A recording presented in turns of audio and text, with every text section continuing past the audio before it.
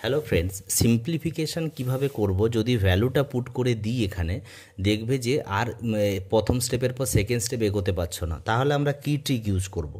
ট্রিকটা হলো এটা যে তোমরা অলরেডি জানো, শুধু ইউজটা করার ব্যাপার। দেখো এটা হোল স্কোয়ারের ফর্মুলা, এ প্লাস বি হোল স্কোয়ার করলে এটা স্কোয়ার হয়ে যাচ্ছে না, তাহলে 1 + ওপেন হচ্ছে, আর এখানে 1 - ওপেন হয়ে যাচ্ছে, আর 2ab ফর্মটা হয়ে যাচ্ছে। দেখো 2 × √a × √b হলে √ab হয়, তাদের মাল্টিপ্লিকেশান করলে দেখো এটাই হবে, কারণ a² = b² ফর্মুলা।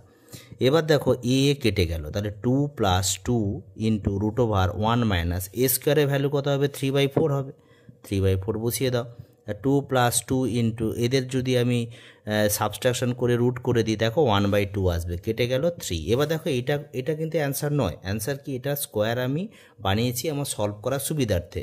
তাহলে √ এই স্কোয়ারটাকে জাস্ট এপাশে করলে কি হবে? রুট হয়ে যাবে। তাহলে √3 হয়ে গেল এর ফাইনাল।